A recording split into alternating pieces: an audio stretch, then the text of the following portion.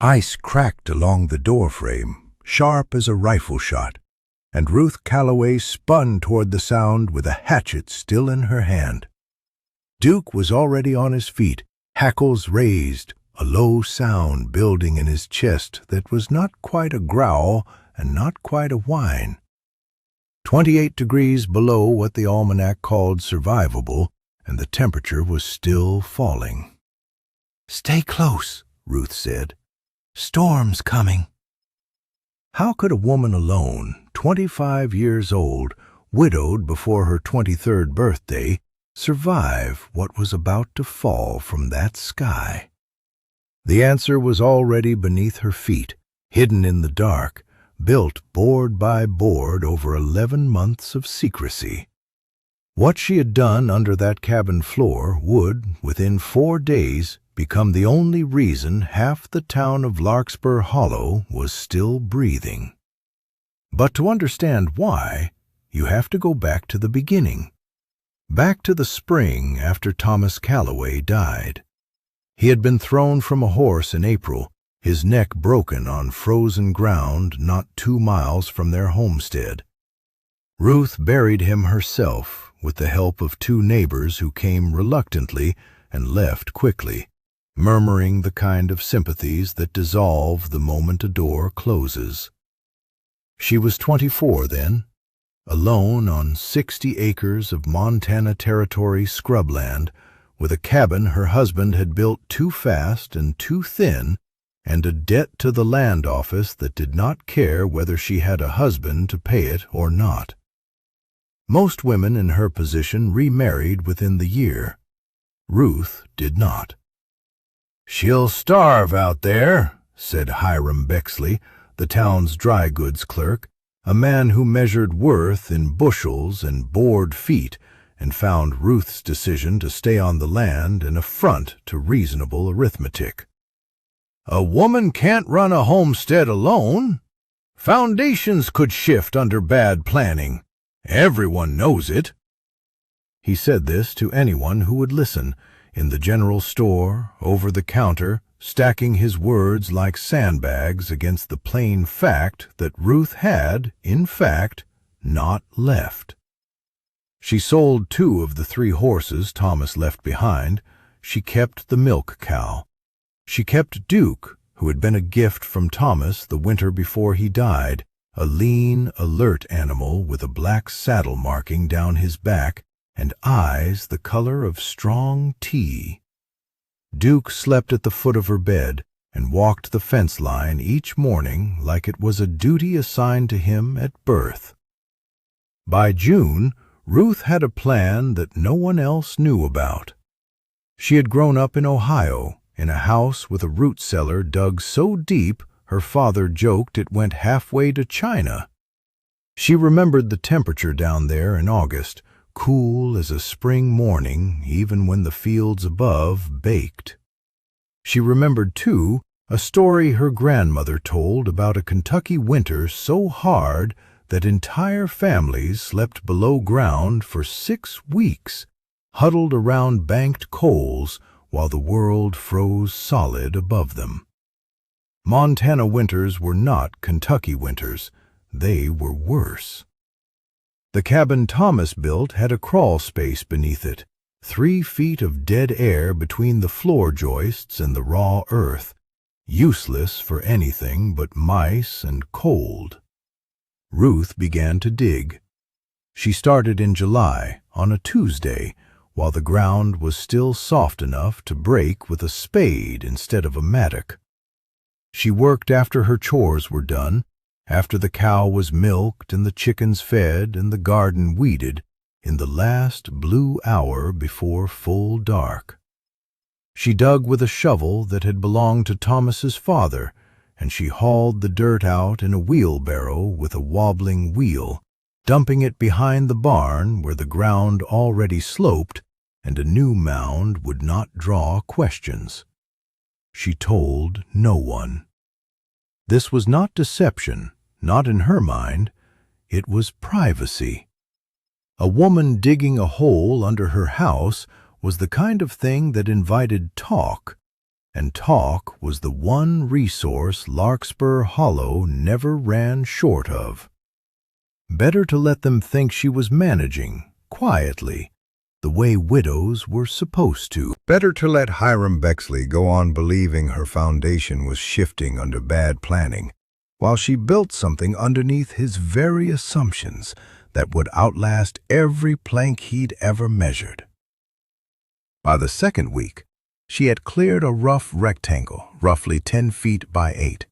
The ceiling of it formed by the floor joists above, low enough that she had to stoop. The walls raw dirt, held back by nothing at all. This was not a room. This was a grave with ambitions. She fixed that in August. Ruth cut sod bricks from the low ground near the creek, the kind used for the soddy houses further out on the plains where lumber was too dear to waste on walls no one saw. She dried them in the sun for 11 days, turning them like loaves of bread, and then she laid them along the dirt walls in courses, packing clay and creek mud into the seams. It took 41 sod bricks to line one wall. It took 168 to finish all 4. The work blistered her hands raw in the first month and calloused them thick by the second. She lost 11 pounds she could not spare. She worked with a lantern hung from a nail driven into a joist above her head, the flame throwing her shadow huge and stooped against the dirt. And some nights, Duke lay at the top of the ladder she'd built, watching her with his head on his paws, refusing to come down into the dark himself, but refusing to leave her either. "You think I'm foolish," she told him once, wiping mud from her hands onto her apron. "Maybe I am." Duke thumped his tail once against the floorboards above and said nothing, because dogs, unlike the men of Larkspur Hollow, knew when silence was the kinder answer. By September, she had walls.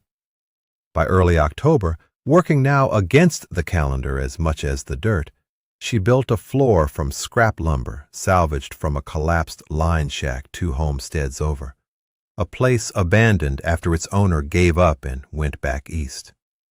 She hauled the boards home herself, 1 wagon load at a time, telling anyone who asked that she meant to shore up her hen house. No one asked twice. No one wanted to be seen taking too great an interest in a widow's business. The ceiling she reinforced with the joists already there, adding 2 support posts cut from lodgepole pine, set into stone footings she dug and packed by hand. Because a roof that might one day hold the weight of snow, and possibly the weight of desperate neighbors standing on the floor above, could not be trusted to old, half-rotted joists alone. She built a small hearth in one corner, not a full fireplace. She hadn't the stone or the skill for a true chimney below ground, but a shallow firebox lined with flat creek stones, vented through a narrow flue she scavenged from a broken stovepipe, and angled up through the floor and out through the cabin's own chimney, so the smoke would draw, and no stranger passing by would see 2 columns rising from one roof. This was the part that nearly defeated her. A vent that pulled smoke without pulling the room's heat out along with it required trial after trial. She built the flue too wide first, and the room went cold as the outdoors within an hour of a fire dying. She built it too narrow next, and smoke backed up into the room until her eyes streamed, and Duke refused to come down the ladder at all. It took her 4 attempts and the better part of 3 weeks before she found the balance. A flue 8 inches across with a small iron damper she'd bartered off a blacksmith in exchange for 2 months of mending his shirts. A damper she could turn nearly shut once the room was warm, holding the heat below while still breathing enough air to keep a low fire alive. She called it, in her own mind, staying below the wind. It became the only way she explained the whole undertaking to herself, on the nights when her arms ached too much to lift the shovel, and she wondered if she was burying good sense along with good lumber. The wind up above could take a cabin apart plank by plank if it wanted to. But nothing moved down where she was digging. Down there you stayed below the wind, and the wind could do nothing about it at all. By the last week of October, snow already dusting the high ridges to the west, Ruth Calloway had a room, 10 feet by 8, walls of packed sod, a floor of salvaged pine, a hearth that drew clean. 2 straw pallets she'd stuffed and sewn herself, one for her, one, absurdly, for Duke, who claimed his the first night she laid it down and never once yielded it. Shelves built into the walls held tins of preserved beans, dried venison wrapped in cloth, jars of her own canned tomatoes and chokecherry preserve, candles, a second lantern, extra oil, a coil of rope, and a wooden box of matches sealed against damp with beeswax. She stalked it through November like a woman provisioning a ship for a voyage with no fixed return date, and she told no one. Not Hiram Bexley, who by November had moved on from predicting her failure to simply ignoring her, which she considered the mildest form of peace the man was capable of offering. Not Pastor Abernathy, who stopped by twice that autumn to see if she needed anything, and left both times believing she needed only prayer, which she accepted graciously and did not correct. Not even her nearest neighbor, a rancher's widow named Odessa Finch, who lived 1.5 miles east, and who Ruth trusted more than most, because trust and secrecy were not, in Ruth's accounting, the same currency. A secret told to one person was a secret with a door left unlocked. The first heavy snow came the second week of December, 4 inches overnight, unremarkable by Montana standards, gone by noon under a pale sun. Ruth used the lull to finish the last of her preparations, packing the room's shelves fuller, laying in a second cord of wood specifically for the below-ground hearth, stacked separate from the wood she kept for the cabin above.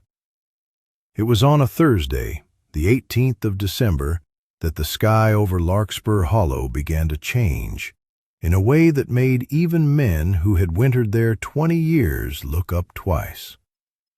The clouds came in low and the color of a day-old bruise, moving faster than clouds had any business moving on a still afternoon.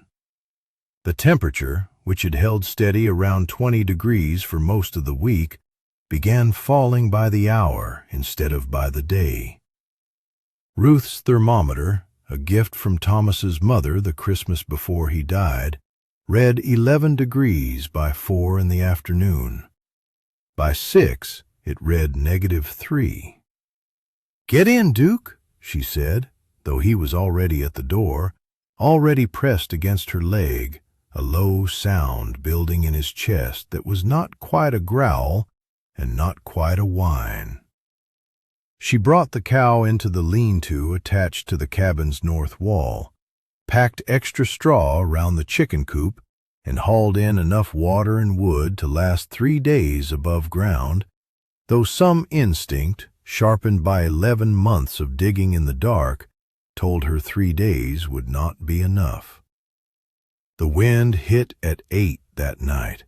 It came the way accounts of the worst plains blizzards always describe them, as a wall, a physical thing that struck the cabin broadside and made the whole structure groan on its foundation. Snow that had been falling in ordinary flakes turned in an instant to a horizontal sheet, driven so hard it sounded like sand thrown against the windows.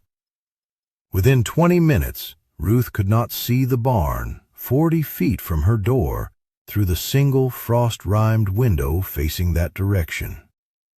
The temperature by 9 o'clock had fallen to 18 below. By midnight, the almanac would later record, unofficially, from the handful of thermometers in the region that survived the night, it reached 41 degrees below zero, with wind gusting past 50 miles an hour. It was, old-timers would say for a generation afterward, the worst storm Larkspur Hollow had ever seen. Worse than the blizzard of '68 that killed cattle by the hundreds. Worse than anything in living memory. Ruth felt the cabin's thin walls, Thomas's fast, cheap walls, begin to lose the battle within 2 hours. Cold crept along the floor first, then rose. The single stove in the main room roared with wood, but could not keep pace with what the storm was pulling out through every seam in the log chinking. By 11, she watched her own breath fog in the lantern light, 6 feet from a stove stuffed full of burning pine. She made the decision without ceremony. She had made it, in truth, 11 months earlier, the first evening she drove a spade into the dirt beneath her floor. "Below," she told Duke, and pulled back the braided rug that hid the trapdoor, and the dog went down the ladder ahead of her without needing to be told twice. She brought what she could in 2 trips through the howling dark of her own front room. More wood, a second lantern, a pot, a tin of coffee, and then she pulled the trapdoor shut above her and dropped the iron bar across it. And the sound of the storm did not vanish, but it changed. It became distant, muffled, a thing happening to someone else, in some other, colder world above her head. The room she had built held steady at 41 degrees within the hour, and climbing once she'd lit the hearth and turned the damper down to a whisper of draw. 41 degrees was not warm. It was, compared to what raged 8 feet above her, a kind of paradise. She sat with her back against the sawed wall, Duke's head heavy across her lap, and listened to the storm try and fail to find her. That might have been the whole of the story, a private survival known only to Ruth, if not for what happened at first light on the second day, when the wind finally slackened enough to let her climb the ladder and crack the trapdoor and look out at what the storm had done. The cabin above still stood, though the stove had gone cold sometime in the night, and ice rimed the inside of every window. But it was not her own roof she was thinking of. It was the Finch place, a mile and a half east, and the Bexley family above the dry goods store, and the half-dozen homesteads scattered between, none of them, as far as Ruth knew, dug into the ground the way she had. She wrapped herself in every layer of wool she owned, put Duke in his own harness of braided rope, though there was little chance of losing him, and went out into a world scoured white and silent, the temperature still deep below zero, the wind reduced to a mean, steady push instead of a howling wall. She reached the Finch homestead first. Odessa met her at the door, gray-faced, her 2 hired hands, brothers named Ezra and Amos Duval, standing behind her wrapped in every blanket the house owned. Their own stove had failed sometime after 2 in the morning, the chimney choked with ice, and they had spent the last 6 hours huddled together in the kitchen, feeding the last of their kindling into a fire that gave more smoke than heat. "We thought we might not see morning," Odessa said, and her voice had none of its usual dry humor in it. "Come to my place," Ruth said. "I have somewhere warm." It is worth saying plainly that Ruth had not planned to reveal her room to anyone. But a woman who has spent 11 months learning to survive a Montana winter alone does not, in the moment the wind is trying to kill her neighbors, weigh the cost of being thought strange. She led them the 1.5 miles back through drifts that in places rose past her knees, Duke breaking trail ahead of them with the low-headed determination of an animal who understood, in whatever way dogs understand such things, that the humans behind him were in trouble. By the time they reached Ruth's cabin, they had gathered 2 more, a young couple named the Ostergaards, whose own soddy had partly collapsed under snow load in the night, their few possessions salvaged in a single trunk dragged behind them on a bedsheet sledge. Ruth opened the trapdoor in front of all of them. Hiram Bexley arrived an hour later, sent by his wife to check on Ruth after word passed, in the strange, fast way word passes even through a storm, that the widow Calloway had somewhere people were sheltering. He stood at the top of the ladder, looking down into the sod-walled room, glowing warm with hearthlight, 6 people and a dog crowded onto pallets and blankets, breath no longer fogging, faces no longer gray. "How deep is this?" he asked, and there was none of his old certainty in it. "What stone did you use for the flue?" "Creek stone," Ruth said. "Flat pieces. It took me 4 tries to get the draw right." He climbed down slowly, testing each rung, and sat, and did not say another word about foundations shifting under bad planning for the rest of that long, cold week. The storm did not release Larkspur Hollow easily. It held the region in its grip for 4 full days, temperatures never once climbing above 0, wind returning in savage pulses that tore 2 more roofs from their rafters and killed, by the town's later count, over 300 head of cattle across the surrounding ranches, animals frozen standing where they stood, unable to find shelter in a landscape that offered none. But in Ruth's room, beneath the floor, 9 people eventually sheltered by the storm's 3rd day. The Ostergaards, the Duval brothers, Odessa Finch, Hiram Bexley and his wife Constance, who arrived on the 2nd afternoon, half frozen after their own upstairs rooms lost all heat, and Ruth herself, with Duke stationed at the base of the ladder, like a sentry who had appointed himself to the post and would not be relieved of it. They rationed the wood carefully, Ruth directing it as though she had spent years, not months, thinking through exactly this scenario.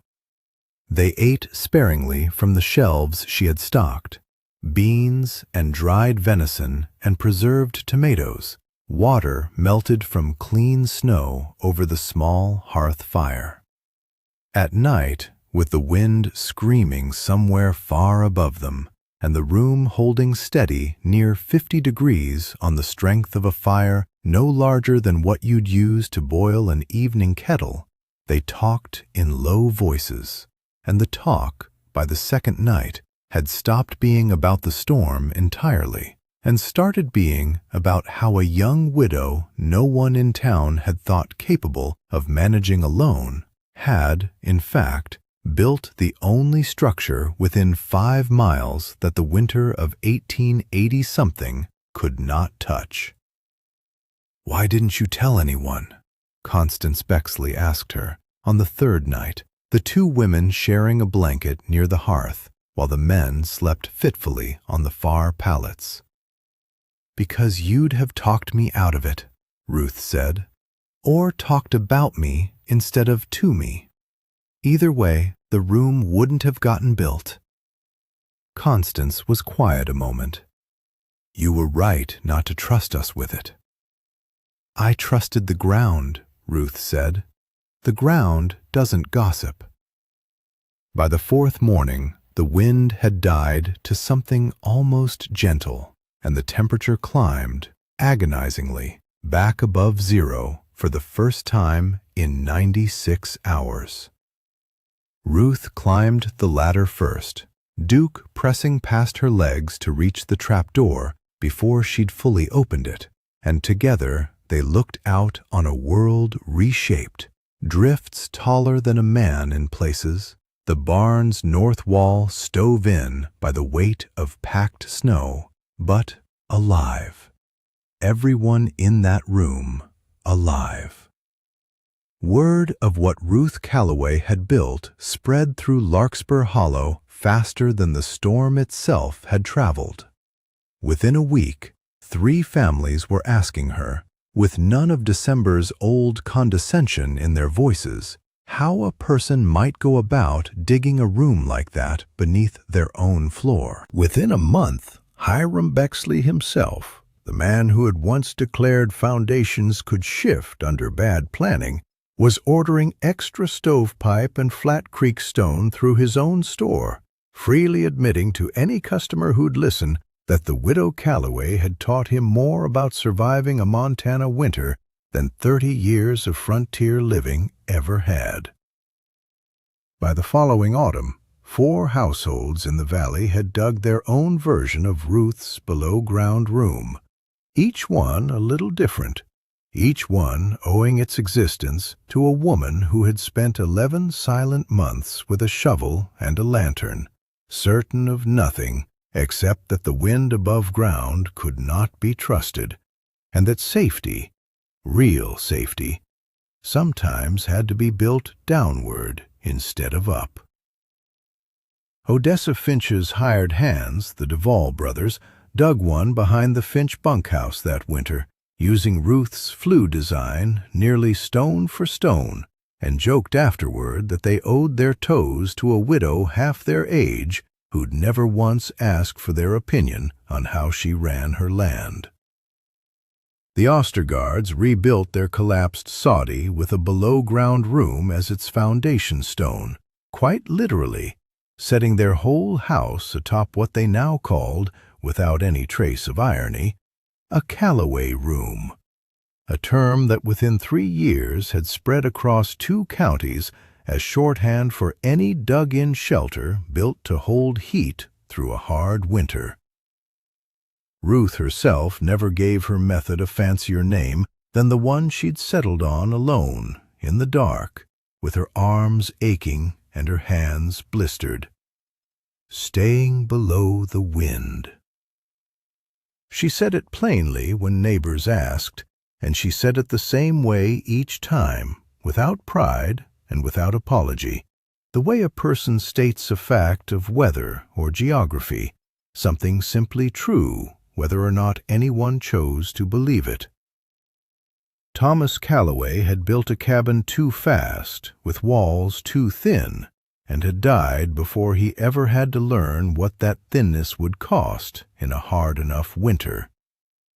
Ruth Calloway, alone, 25 years old, a widow with a debt to the land office and a dog who refused to leave her side, had spent 11 months undoing that mistake in the only direction left available to her, downward into the cold, patient earth, until the earth itself became the safest place in the whole of Larkspur Hollow.